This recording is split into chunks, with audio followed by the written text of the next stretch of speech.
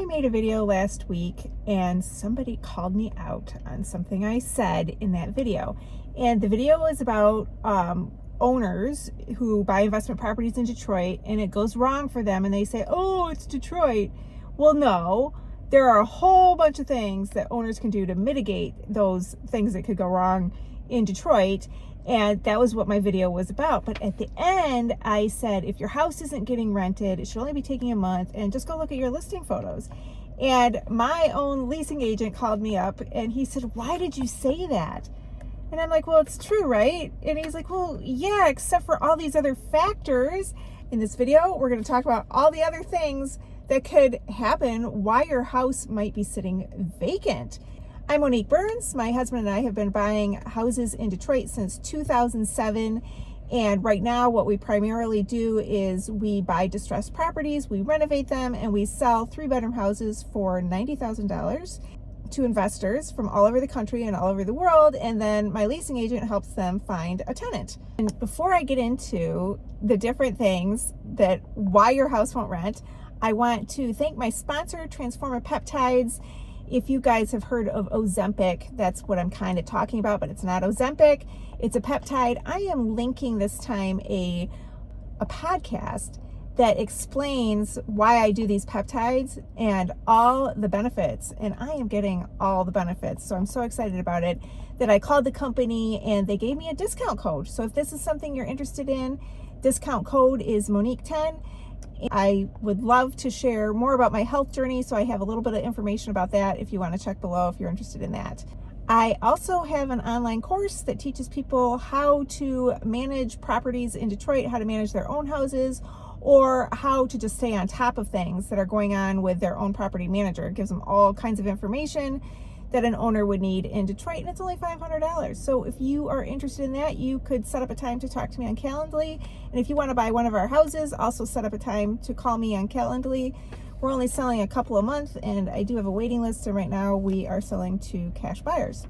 So let's get into this. So there are reasons why your house won't rent, and I have it broken down into 3 categories. A lot of them are property manager issues. Most of them are. And then there are tenant issues, but then there's your issues because you're to blame too. So let's get into it right now. I've got 8 property manager issues. Number 1, it could just be too hard for the applicant to apply. And number 2 is a suburb property manager trying to get a Detroit house rented. And they have something like, oh, I always text the tenant a questionnaire. Well, in Detroit, I've never known of a tenant to fill out a questionnaire. It just kind of doesn't work in Detroit. And I've also heard of a property manager in Detroit that said, okay, I'll put the listing up, and there's this paragraph, the explanation about the house, where they'll put all their instructions for applying in that paragraph. And this person said to me once, and if they don't do those things, we just don't ever rent to them. And I thought, well, how does that work? Because every tenant I've ever talked to, they only look at the pictures. They're not reading the paragraph. So the whole application process has to be smooth and easy for the application. I did find out too from a property manager once. I said, wow, how do you pay all that staff? And I was told it was the application fees. So if they're getting it just makes me question, if you're getting a ton of application fees, how quick are you to hurry up and fill that house? That's not one you'd ever be able to find out the answer to, but it's a thought that crossed my mind. Lousy photos. That's what I talked about in my last video. Is I focused on lousy photos and it should only take a month, but there's so much more to it. And I did make a video a few weeks ago and it's called move-in photos, but I take listing photos when I take move-in photos. And that video is really good if you want to look at that video, because I go into how I take listing photos and how important it is to get a lot of listing photos and not just like 5, but you should have at least 10 of them, and they need to be bright, and the toilet lid needs to be down, and the power needs to be on. Wait just a second. If you are appreciating all this information in this video, it helps me a lot if you go ahead and subscribe. Thank you. Number 5, no one answers the phone. So now if you're an owner and you're wondering why your house isn't getting listed, you should be a secret shopper and see what happens when you call to rent the house, or have a friend pretend to rent the house. Does anyone ever answer the phone? In Detroit, it is absolutely positively necessary. Answer the phone. Number 6, it's not even listed anywhere much.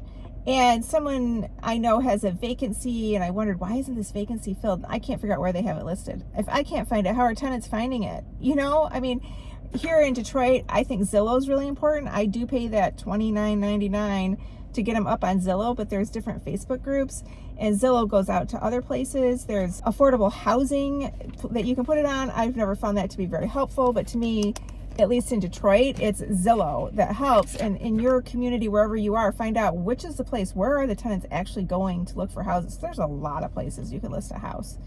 Number 7, the lease terms are too restrictive. No pets, high security deposit, no smoking. People ask me about smoking. I'm like, I can't stop it anyway. I mean, if they're going to smoke, they're going to smoke. And then you have to repaint it. You can put no smoking in your lease, and then if you put no smoking in the lease and you have to repaint it, then that's not considered wear and tear, and you could charge them for it out of their security deposit. So I don't worry about that. I don't put that as part of my lease. But you have to know your market, what kind of lease they expect, and make sure your lease isn't too restrictive. Number 8, bad property manager reviews. Have you gone out and looked at your property manager's reviews? Property managers all have bad reviews. I don't know of anybody who doesn't have some kind of bad review, because you get tenants that are angry, but how many bad reviews and how many of them are saying the same thing? I mean, that could be a little alarming. And they talk to each other. They have their network. They know who the bad ones are to avoid. So number 2, we have tenant issues. And I only have 3 of these. I focus a lot on Section 8. So one of the things that my leasing agent and I were talking about, he has a problem where a lot of people will apply for the house, but they only have a 2-bedroom voucher and it's a 3-bedroom house. And they're hoping that they can, like, he'll just take this lower amount, and it's not going to work. Or the voucher is from a housing commission in Detroit that gives notoriously low voucher amounts. And you get all the way through the application process and you find out they're a couple hundred under what you thought you were going to get. And you just don't know one housing commission from another. Another issue, number 2, is this new small area fair market rent. And Detroit just came out with this in January, where they have a list of each zip code, which is the dumbest thing, because Detroit is very much block by block, whether people want to live in this block or they don't. It's definitely not by zip code. But they went through and made some nonsensical, to me, knowing Detroit well, assessment of how much rent should be in each zip code. And it just is going to really hurt a lot of tenants, because the rents have dropped and they're trying to get the tenants to move out in the suburbs. And a lot of the suburb landlords just don't want them. So I'm afraid a lot of tenants are going to run out of time trying to find a house, trying really hard to find them in the suburbs, but that's another subject. But that could be one of the things. Okay, so number 3, it's just the wrong time of year. So you could just hang it up between Thanksgiving and New Year's in Detroit. To get a rental, get a house rented is so hard. But right now happens to be the best time of year. No, look at out there. You can see that pond is frozen. It is January. Yes, this is tax return season. So people are starting to get their tax returns, and that's when they can afford to move. And surprisingly, it's not always in the summer. Summer's better than the winter, but tax return season is the absolute best. So now I have 6 owner issues. And some of these could be property manager, but I've got them under owner. So the owner is pushing the property manager to get them an unrealistic rental amount. And that's just not fair. If that's not what the market calls for, you can't get it. Number 2, it's in an undesirable neighborhood. The owner picked a house in a neighborhood where tenants don't want to live. And right now it's pretty competitive to get tenants on Section 8. So the neighborhood has to be sharp. Number 3, the lousy renovation. I have seen how other property managers' crews go in, and they're probably trying to save the owner money. And they do the worst paint job you have ever seen in your life. They just paint over the holes in the walls. You know, they patch them up and slap some paint on it, and it doesn't even match the rest of the paint of the wall. And they're like, okay, we painted that hole. And renters come in and they see it and they think, is that what kind of property manager this is going to be? You know? So there's a lot of that. You might need to pay more to have your house look better. Not necessarily paying more makes it look better either. You just have to have a crew that actually can do a nice job. Number 4, this is something like a lot of times people want the multifamilies, And in Detroit, if you have a 2-family flat, that's what we call it in Detroit when it's an up and down duplex. And let's say the flat upstairs is 2 bedrooms, the flat downstairs is 2 bedrooms. That's what they typically are. Tenants in Detroit are like, yeah, but there's all these 2-bedroom houses I could rent. Why would I rent a flat? So that could be part of it too. Number 5, the curb appeal is just not appealing. It could just be that there's a lot of trash around the front of the house and maybe the property manager didn't even notice. And the tenant comes to go view the house and they see it and they're like, ugh, this looks terrible. And they just keep driving. Number 6, this is my last one. Check out the competition. If the competition looks better, this is the owner's fault. You need to know what your competition looks like because maybe you're not giving your property manager what they need so that yours can get rented. And maybe they have better photos. Maybe they even have cheaper rent and that's how you can find out that you're way too high.